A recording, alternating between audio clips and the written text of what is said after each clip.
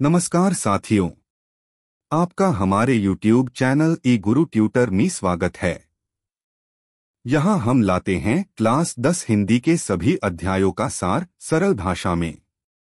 आज हम पढ़ेंगे वह कविता जो देशभक्ति की मिसाल है, कर चले हम फिदा। तो आइए महसूस करें उन जज्बातों को जो हमारे वीर जवानों ने अपनी मातृभूमि के लिए कुर्बान किए।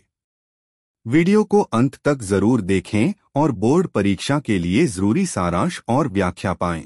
आज हम कैफी आजमी की एक बहुत ही मशहूर नज्म कर चले हम फिदा इसके सार पर बात करने वाले हैं। जी। ये नज्म भारत चीन युद्ध के मुश्किल दौर में लिखी गई थी और ये उन सैनिकों की आवाज है, उनके जज्बात हैं। बिल्कुल, उनका वो जो बलिदान है देश के लिए, बिल्कुल उसको सामने लाती है ये। हाँ, तो हमारी कोशिश यही रहेगी कि हम समझें कि उस वक्त सैनिक क्या महसूस कर रहे थे, उनका संकल्प क्या था।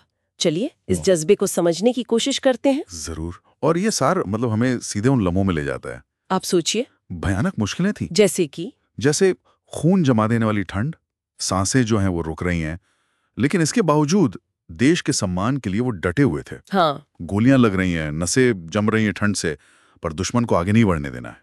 ये सिर्फ बहादुरी नहीं है, ये फौलादी इरादा है।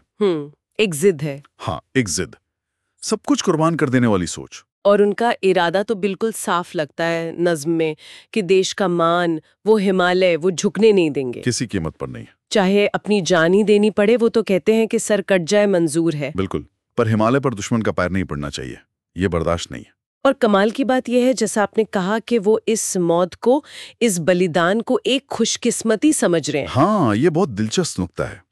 देश पर मिटने का मौका जिसे वो गंवाना नहीं चाहते। ये मौत को देखने का नजरिया ही बदल देता है ना। बिल्कुल। ये सिर्फ मौत को स्वीकार करना नहीं है, ये उसे एक गौरव मानना है, एक सम्मान। और देखिए जिस तरह इस बलिदान को पेश किया गया है वो बहुत असरदार है। कैसे? जैसे दुल्हन को आप जानते हैं सुर्ख जोड़े में सजाया जाता है। हाँ। वैसे ही सैनिकों ने अपने खून से, अपने लहू से धरती को रंग दिया। हो, तो ये मौत का वो भयानक रूप नहीं दिखाता, बल्कि उसे देश के लिए एक पवित्र, एक आप कह सकते हैं मांगलिक रस्म जैसा बना देता है। वाह, ये तो मतलब समर्पण की इंतहा है। जी। और ये सिर्फ एक आखिरी काम नहीं है ना, ये आने वालों के लिए एक पैगाम भी है। बिल्कुल सही। वो चाहते हैं कि उनके जाने के बाद ये सिलसिला रुके नहीं, ये जज्बा, ये हिम्मत, ये कुर्बानियों का सिलसिला जारी रहे। हाँ, उनकी ख्वाहिश है कि जब भी देश को जरूरत पड़े, जब भी देश आवाज दे, लोग इसी तरह सामने आए, एकजुट होके जान हथेली पर रखे। ये सिर्फ एक इच्छा नहीं है, ये एक उम्मीद है, एक जिम्मेदारी वो सौंप रहे हैं। और ये पैगाम देखिए तब और ज्यादा इमोशनल और पावरफुल हो जाता है जब वो देश की जमीन की तुलना करते हैं। किससे? सीता के आंचल से। अच्छा, सीता के आंचल से। हाँ, अब सीता का आंचल हमारे लिए क्या है? पवित्रता का प्रतीक है, सम्मान का, इज्जत का। जी बिल्कुल। तो संदेश एकदम साफ है कि इस पवित्र आंचल की तरफ अगर कोई हाथ उठे तो उसे तोड़ देना है। उसे तोड़ देना है। ये अपनी मातृभूमि के लिए गहरा सम्मान दिखाता है और उसको हर कीमत पर बचाने का संकल्प। ये सिर्फ जमीन का टुकड़ा नहीं रह जाता। नहीं, बिल्कुल नहीं, ये माँ का सम्मान बन जाता है। तो फिर ये जिम्मेदारी आखिर में कहाँ जाती है? आखिर में ये जिम्मेदारी आ जाती है हम सब पर, देश के आम नागरिकों पर। हाँ, कविता में वो कहते हैं ना, तुम ही राम हो और तुम ही लक्ष्मण। बिल्कुल। इसका मतलब साफ है, जैसे सरहद पर सैनिक रक्षा कर रहे हैं, वैसे ही देश के अंदर हमें और आपको, हाँ, नागरिकों को ही राम और लक्ष्मण बनना है, देश के मान सम्मान की रक्षा करनी है। ये तो बहुत बड़ी बात कह दी। हाँ, ये बात सोचने वाली है। मतलब ये जिम्मेदारी का दायरा कितना बड़ा कर देती है। सही बात है।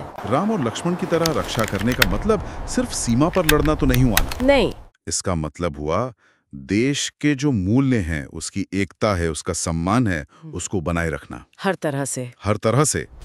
तो अगर हम सार को समेटें तो ये नज्म असल में सैनिकों की वो जो बेमिसाल हिम्मत है, अदम्य साहस। हाँ, अदम्य साहस, उनकी कुर्बानी का गौरव और आने वाली नस्लों के लिए एक जोरदार आह्वान है। बिल्कुल, एक शक्तिशाली दस्तावेज है ये सिर्फ शब्द नहीं है, ये वो जज्बा है जो शायद रगों में दौड़ना चाहिए और पीढ़ियों को प्रेरणा देता है। बेशक, और ये हमें आज के समय में भी सोचने पर मजबूर करता है। तो विद्यार्थियों, ये था कर चले हम फिदा का सारांश, जो न सिर्फ परीक्षा के लिए महत्वपूर्ण है बल्कि हमारे दिलों को देश प्रेम से भर देता है। अगर आपको यह वीडियो मददगार लगा हो तो लाइक करें, शेयर करें और बेल आइकॉन को जरूर दबाएं। साथ ही कमेंट में बताएं कि अगला वीडियो किस पाठ पर चाहिए और हमारे चैनल ई गुरु ट्यूटर को सब्सक्राइब करना न भूलें। मिलते हैं अगले पाठ के साथ, तब तक पढ़ते रहिए और सीखते रहिए।